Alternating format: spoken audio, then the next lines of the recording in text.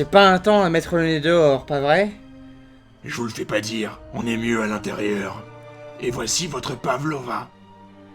Ouh, merci. Elle est adorable. C'est presque un sacrilège de la manger. Mais elle n'y échappera pas. Pauvre dessert.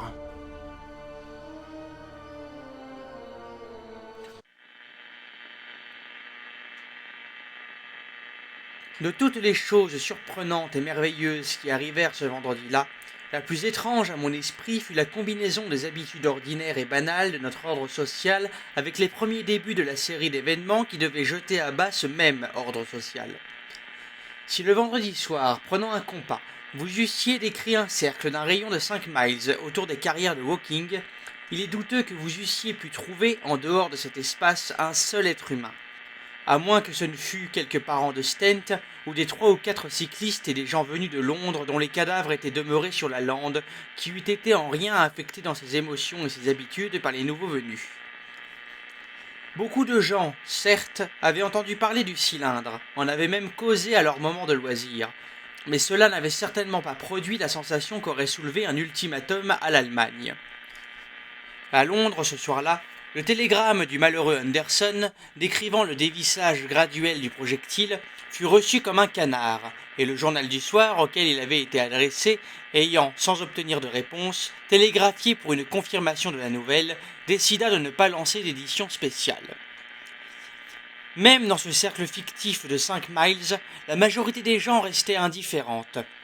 J'ai déjà décrit la conduite de ceux, hommes et femmes, auxquels je m'étais adressé. Dans tout le district, les gens dînaient et soupaient. Les ouvriers jardinaient après les travaux du jour, on couchait les enfants, les jeunes gens erraient amoureusement par les chemins, et les savants compulsaient leurs livres. Peut-être y avait-il dans les rues du village un murmure inaccoutumé, un sujet de causerie nouveau et absorbant dans les tavernes, ici et là, un messager, ou même un témoin des derniers incidents, occasionnait quelque agitation, des cris et des allées-venues. Mais presque partout, sans exception, la routine quotidienne, travailler, manger, boire et dormir, continuait ainsi que depuis d'innombrables années, comme si nulle planète Mars n'eût existé dans les cieux. Même à Woking et Horshall et à Chobham, tel était le cas. À la gare de Woking, jusqu'à une heure tardive, les trains s'arrêtaient et repartaient, d'autres se garaient sur les voies d'évitement, les voyageurs descendaient ou attendaient, et toutes choses suivaient leur cours ordinaire. Un gamin de la ville, empiétant sur le monopole des bibliothèques de chemin de fer, vendait sur les quais des journaux renfermant les nouvelles de l'après-midi. Le vacarme des trucks, le sifflet aigu des locomotives se mêlait à ces cris de « l'arrivée des habitants de Mars ». Des groupes agités envahirent la station vers 9 heures, racontant d'incroyables nouvelles, et ne causèrent pas plus de troubles que des ivrognes n'auraient pu faire.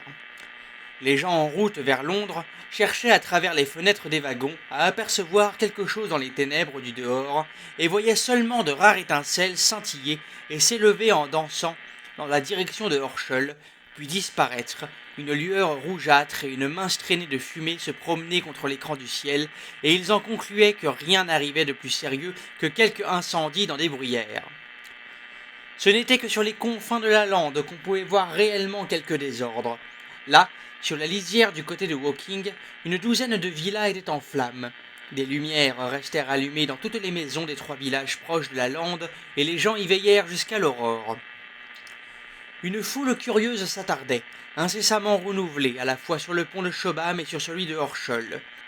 Une ou deux âmes aventureuses, ainsi qu'on s'en aperçut après, s'avancèrent à la faveur des ténèbres et se faufilèrent jusqu'auprès des Martiens.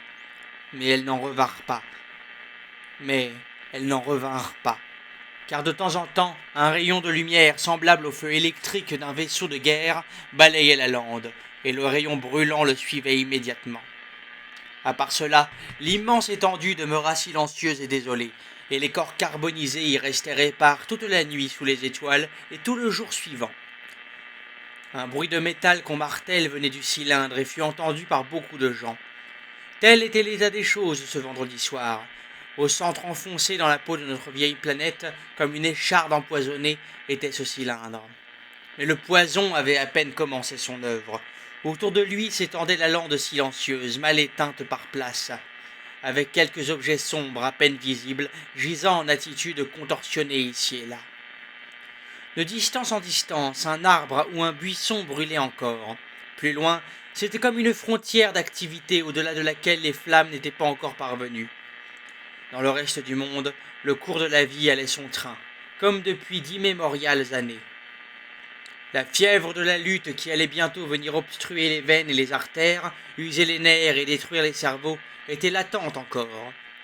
Tout au long de la nuit, les Martiens s'agitèrent et martelèrent infatigables et sans sommeil, à l'œuvre sur les machines qu'ils apprêtaient, et de temps en temps, une bouffée de fumée grisâtre tourbillonnait vers le ciel étoilé. Vers 11 heures, une compagnie d'infanterie traversa Orchel et se déploya en cordon à la lisière de la lande. Plus tard, une seconde compagnie vint par Chobham occuper le côté nord.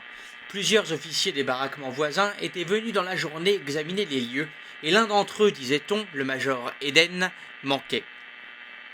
Le colonel du régiment s'avança jusqu'au pont de Chobham vers minuit et questionna minutieusement la foule. Les autorités militaires se rendaient certainement compte du sérieux de l'affaire. À la même heure, ainsi que l'indiquèrent les journaux du lendemain, un escadron de hussards, de Maxims et environ 400 hommes du régiment de Cardigan quittait le camp d'Aldershot. Quelques secondes après minuit, la foule qui encombrait la route de Chertsey à Woking vit une étoile tomber du ciel dans un bois de sapin vers le nord-ouest. Une lumière verdâtre et des lueurs soudaines comme les éclairs des nuits d'été accompagnaient le météore. C'était un second cylindre.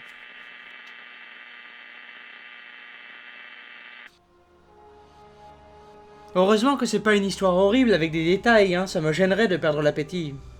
Avoir votre assiette, ça ne risque pas d'arriver. Quand l'appétit va, tout va. Je vous débarrasse. Vu le temps, je pense que la station de radio va diffuser plusieurs épisodes de suite. Bonne nouvelle, on ne risque pas de s'ennuyer.